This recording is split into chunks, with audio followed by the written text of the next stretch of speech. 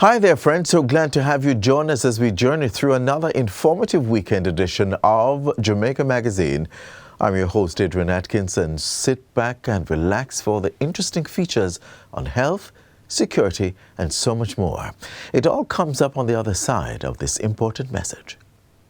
Breast milk is the ideal food for babies and can satisfy all the infant's nutritional needs for the first 6 months of life. It provides much needed antibodies to protect them against all kinds of infections. Babies exclusively breastfed have less episodes of diarrhea, acute respiratory infection, and skin conditions. Breastfeeding also benefits mommies too, through decreased risk of breast and ovarian cancers, improved postpartum recovery, and reduced iron loss. Breastfeed your baby to give him or her the best start for a healthy life. Remember, breastfeeding is best.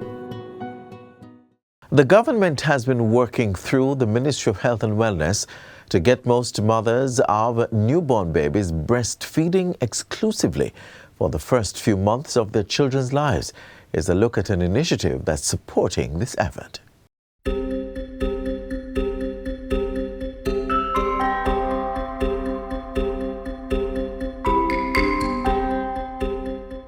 Every child has the right to enough nourishing food to grow well and flourish. For the very young, breast milk remains the best food source. Data from the World Health Organization shows that breast milk, as the natural first food for babies, provides all the energy and nutrients that the infant needs for the first 6 months of life.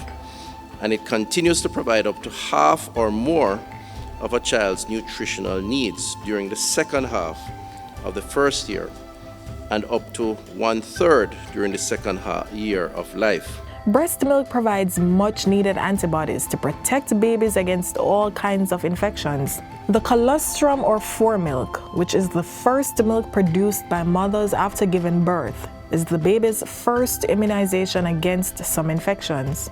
Babies who are exclusively breastfed have less episodes of diarrhea, acute respiratory infection, and skin conditions.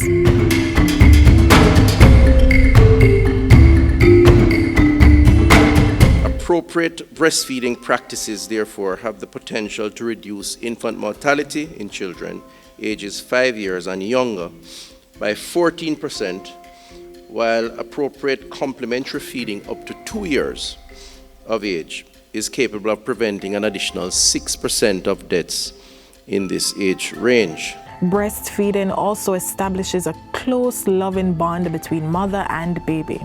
In addition, mothers benefit from improved postpartum recovery, reduced iron loss, and decreased risk of breast and ovarian cancers. Another benefit? Mothers need not spend on infant formulas, which can be a huge financial burden. Breastfeeding is a universal solution that has proven to improving the health, well-being, and survival of women and children around the world. It helps to prevent malnutrition in all its forms, ensures food security for infants and young children, and thus helps to bring people and nations out of hunger and the poverty cycle. That's big. That's quite profound. Men can actively participate and support the breastfeeding mother. So even, for example, if the milk is expressed and placed in a clean container or cup, then the father can be the one to feed the child from the cup with the breast milk. In cases where the mother is breastfeeding, the father can support her by doing chores to ease her burden. Some quick tips on breastfeeding for mommy to eat from all the 7 food groups that keep you healthy. Continue taking your maternal supplements. Remember, baby is getting all its nutrients from breastfeed milk. And make sure that when baby sleeps, you sleep, because babies don't have a special time to sleep. So you have to get rest when baby sleeps. Mothers who choose not to breastfeed are encouraged to discuss this issue with their healthcare provider. Individual counseling on breastfeeding is important for dispelling any myths or concerns. And we need to embrace the traditional approaches as it relates to lactating mothers, as it relates to development of our newborns. And there is very little technology that is going to change that reality, that the breast is best and is still the best. Medical experts recommend the initiation of breastfeeding within half hour of birth. Do not give newborns any food or drink other than breast milk unless medically indicated. And encourage breastfeeding on demand. Also, don't give artificial teats or pacifiers to breastfeeding infants.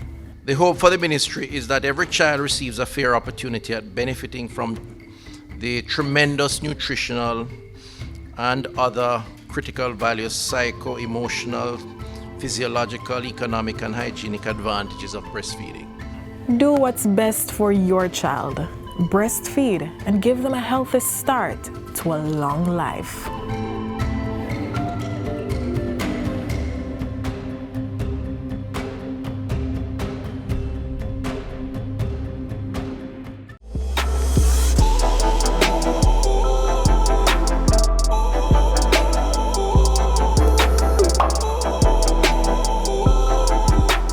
Health experts have identified that there is a critical link between oral health and chronic disease. So as we celebrate Oral Health Month this October, we explore the need to maintain healthy gums and teeth.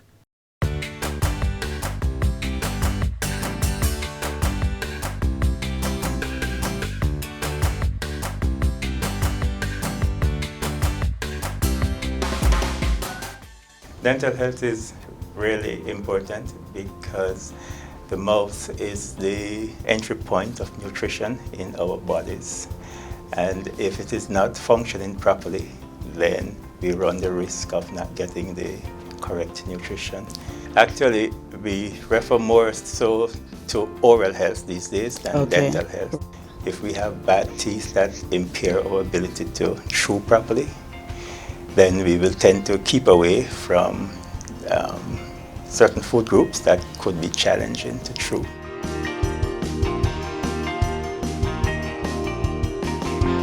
People with bad oral hygiene, people who use and eat, drink a lot of sweets, you can have decay, and you can also have, along with it, periodontal gum disease.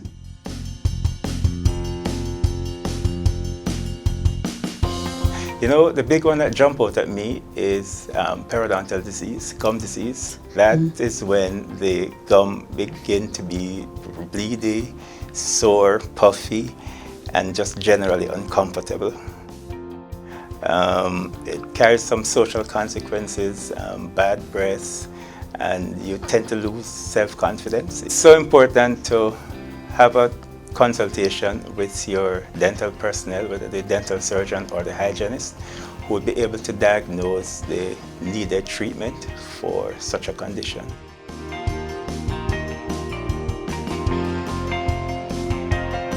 All sugars are bad, but everything is in moderation. The Jamaica Dental Association endorsed the efforts of the government in reducing the levels of sugar in the bottled beverages. The aim is to get it to 2.5 milligrams in 100 mils by the year 2023. It would be roughly 2.5 teaspoonful. The current level that the government has aimed for, and it was introduced the end of January, is 5 milligrams per 100 mils. So that is coming from 6.5, so it's a gradual reduction. And the taste will be not so significantly different.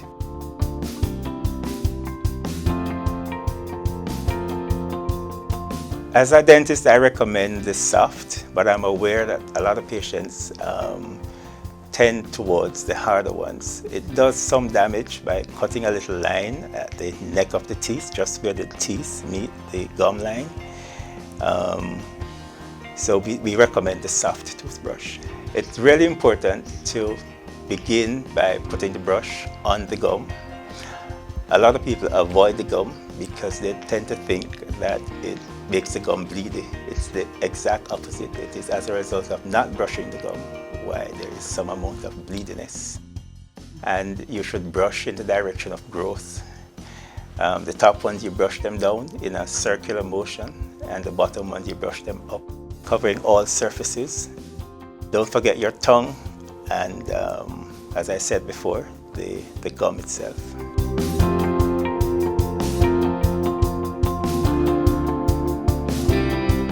Flossing is very, very important. If you try to imagine that the toothbrush does not get between the teeth, the only thing that can remove the material that will accumulate between the teeth would be the dental floss. The technique is also important. Hold it short, get it past that little tight area, and gently bring it down into the gum, that little crevice of the gum, and remove it. Remove material that might have accumulated there.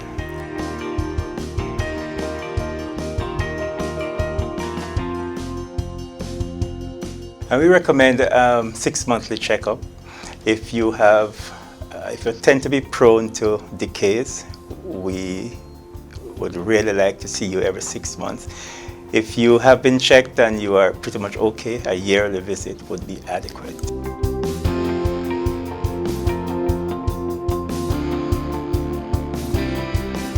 Extraction really is the last resort. With regular examination, we can pick up using x-rays and visual examination early decays, and these can be effectively dealt with by regular fillings. If it has gone too far and it is now in the nerve, there are other procedures called root canals that can be done, and sometimes we need to cover the entire tooth with a crown to bring it back to usefulness.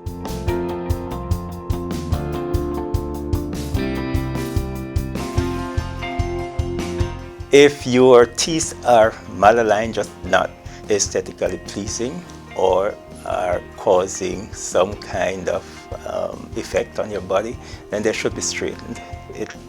Orthodontic treatment or braces simply mean moving the teeth through bone to put them in a more harmoniously pleasing position.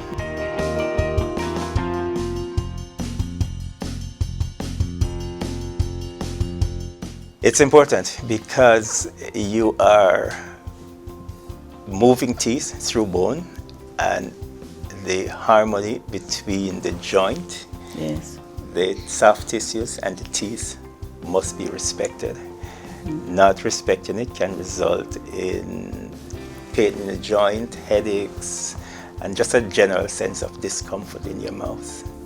It's important to visit your dentist regularly and without fear, because with new technology, and we now have many new dentists in our system, where it's not difficult to get an appointment to see a dentist on a regular basis. There's always a needle, but outside of that, there's absolutely no pain.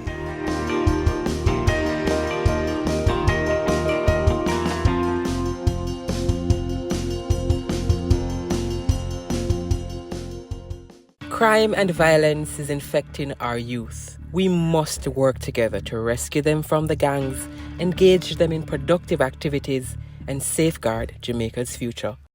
October is also being observed as Domestic Violence Awareness Month, and we here at the JIS wish to engage you, our viewers, on ways to rid the island of this scourge.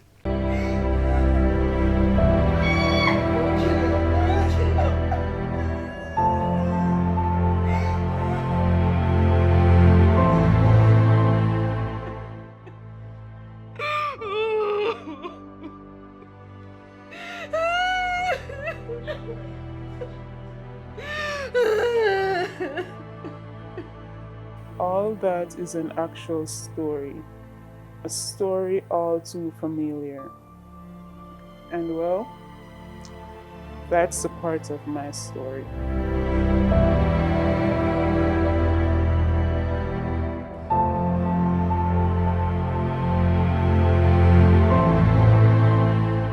Growing up, I've seen my father flip over the simplest of things. He would basically change from an angel to a devil in a flash. I remember this instance. My mom told me that she was coming home from work one evening because she worked very close to where he lived. she was coming home from work, and usually when you're leaving work, it's a lot of persons leaving at the same time, and she was talking to one of her co-workers and she smiled at him. He smiled back, and my father saw that, and when she went home, he was ready for her. He was like, "Oh, see, I smile at my pan the road, you smile at my pan the road." He beat her, he stripped her naked, and he chased her in front of the yard so all her co-workers could see.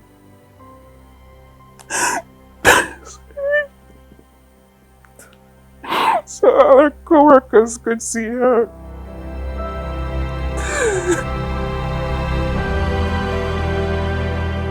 Domestic abuse or domestic violence is not just physical abuse.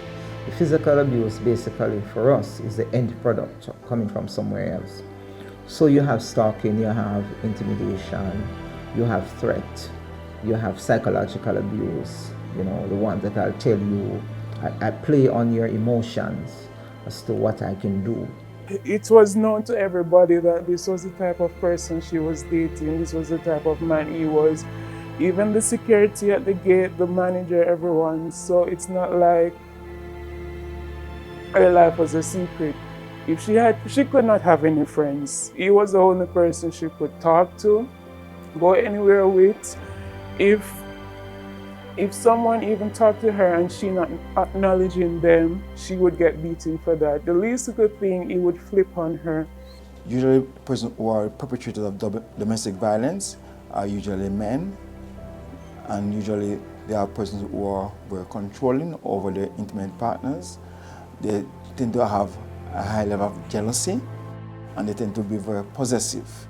And as such, you find that they will have a pattern of behavior where they will always check where the partner is by various means, whether by calling the person, asking the person where they are, also want to know who are they communicating with. So are they communicating persons on email, WhatsApp, other social media platform? They also want to make sure that they know where they are at all times and that they're not interacting with other persons outside, so they tend to want to have them stay home, for example, and lose connection with their families and friends. A lot of persons knew that my mom was being abused. Well, the type of man that my father was, everyone was afraid of him. My neighbor was afraid of him. His neighbor was afraid of him. It's like anyone who came into contact with him would get hurt because he's not a simple person. I'm not sure if it's because of his build. He's really fit, he's really tall, muscular, so he's not afraid. As community members, we have a moral responsibility that within our homes and within our communities, once we are aware that there are instances of domestic abuse and domestic violence and we seek help, best place to go? To the police. Ask the police to intervene. Intervention can be that the police directs the victim to a counseling center, because we have partnership with churches, right? We have partnership with other organizations, Justices of the Peace, counselors. Every time she escaped him, he would either stalk her, chase her, go to her either friend's house, wherever she went, friend's house, mother's house, cousin's house, no matter where she went, he would find her, go for her with a gun, knife, machete, whatever it may be, and she would always have to go back with him. No one, no matter how much they tried to fight and help her, he would always get her back. And when she goes back with him, the beating got worse, the abuse got worse, the rape got worse, everything got worse. Have an escape plan. Your escape plan cannot be where the perpetrator knows that you're going over to your mother's house because he's aware of where your mother lives. The escape plan cannot be, I'm going to go stay by my friend because he knows where your friends are. If it's a life-threatening abuse, that's where you go to the courts to seek a protection order or an occupation order or both. I would say maybe around primary school. I'm not sure the exact age. I was told that there was a restraining order for between me and my father. He should not be about, I'm not sure how much feet from me. He's not allowed to be near me at all. At this time I was living with my grandmother because my mom got full custody now. They had went through court and everything and fought her way, so there was no more hiding from him. He knew where I was living now because she got custody and he had to basically step away. The protection order will say you are not to be seen, you are to remove one party is to leave the household because of the volatility of the situation. The court may say, look here, one party must leave the household and reside elsewhere. And a lot of times it's the abuser that the court will say, look, stay somewhere else until the matter is heard, or you're not to be seen in the workplace of the person. The abuse that my mom endured, the physical abuse and the verbal abuse that I basically endured from my father, it has caused me to basically lock myself away from people. I'm always by myself, 90% of the time I would say. I'm always by myself. Throughout high school, I've had counseling. I was rebellious because I felt like no one loved me. I struggled in the relationship department, friendship. I have anger issues. I've learned to control it because of counseling. I had this teacher, she helped me throughout high school and university. Counseling able to revisit what happened, able to process it in a more positive way and more realistic way. So you don't put all the blame on yourself, but you realize that a lot of it wasn't your fault, and then help you now to, having dealt with it, to try to move on. Because a lot of persons, because they don't deal with it, they find it difficult to relate to other persons because of the fact that they're still kind of baggage of what happened to them before. The Domestic Violence Intervention Centers, one of those facilities that were donated by the U.S. Embassy, and it's a partnership between the JCF and the U.S. Embassy, to create a facility where persons can come and speak about domestic violence and domestic abuse related issues within their home. And so it's a safe space for both victims and perpetrator. And it offers counseling to family members, to victims, also to perpetrators. We have two centers that are currently operational. One is at the Matilda's Corner Police Station. You can call the Matilda's Corner Police Station for that. The other one is at Area 5 headquarters. That's on the same compound as Constant Spring Police Station. The number is 702-5120 or 702-5121. We also have available mental health and suicide helpline. And this helpline is a 24-hour service, which is toll-free, where a person can call. So it can be either persons calling on behalf of others that they have been exposed to domestic violence. So the helpline is toll-free and it's 888 New Life, which is 888-639-5433. And the 24-hour service, 7 days per week. If you know someone is being abused, say something, do something.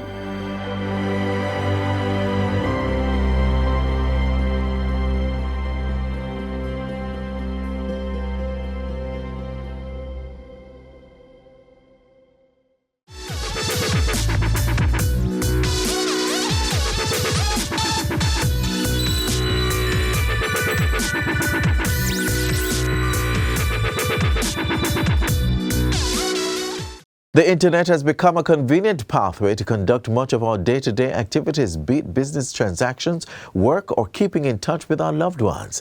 That is why it is important to take the necessary steps to ensure our connections are not compromised while using the web. Learn more in this next feature.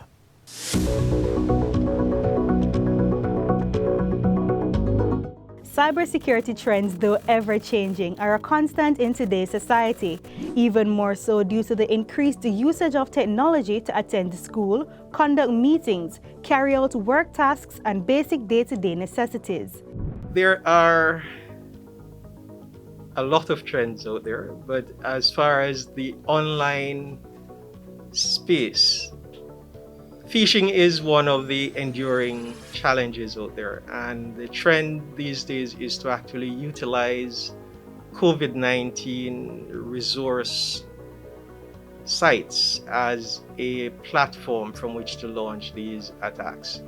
They look very much like the official sites for a lot of these companies. And if you're really not wary, you will actually not realize that there are subtle changes, such as misspellings, such as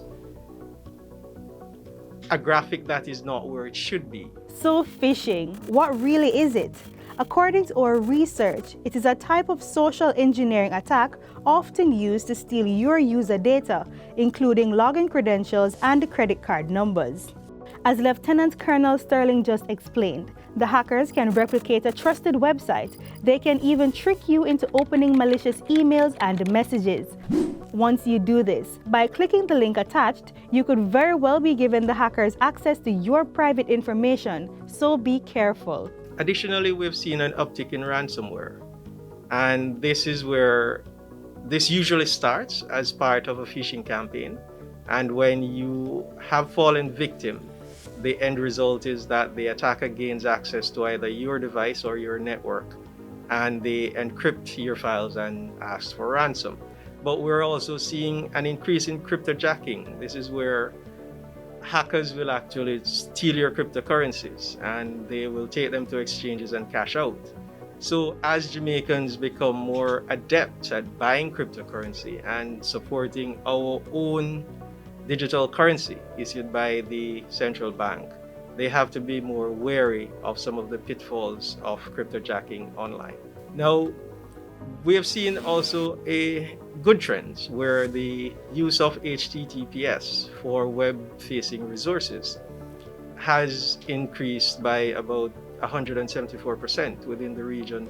We have also seen a downward trend in malware infections because more persons are installing antivirus and anti-malware software and are generally becoming more responsible in their use.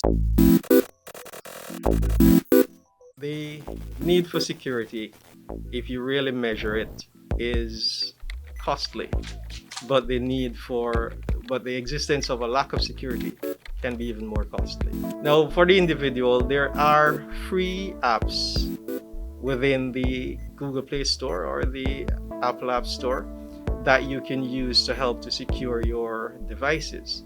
And sometimes for a nominal cost, there are some that you can also use that will do a better job. Now, what works for you is really going to be up to what you do online and the devices that you have. But the risk of not having any protection at all is one that cannot necessarily have a dollar value placed to it. If your device gets encrypted by ransomware, what is the cost of it? Do you have backups? So that's another thing that you need to do, to back up your device, not just the settings, but also your data on the device. It is very easy to get pirated software or so-called free software from some download sites and torrents, but usually they come with unwelcome and hidden residents that will take over your devices and will sometimes cause you grief. So while it does have a cost attached to it, you have to do the cost-benefit analysis. What is the cost of not having security versus having security? And I can almost assure you that when you really do it, the cost of security will work out way cheaper than not having security.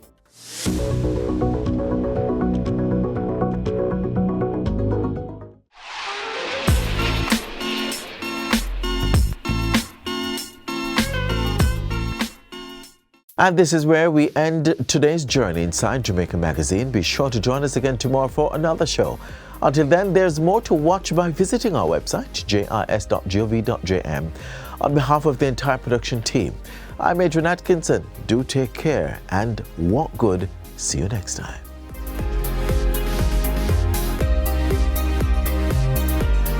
This has been a production of the Jamaica Information Service, the voice of Jamaica.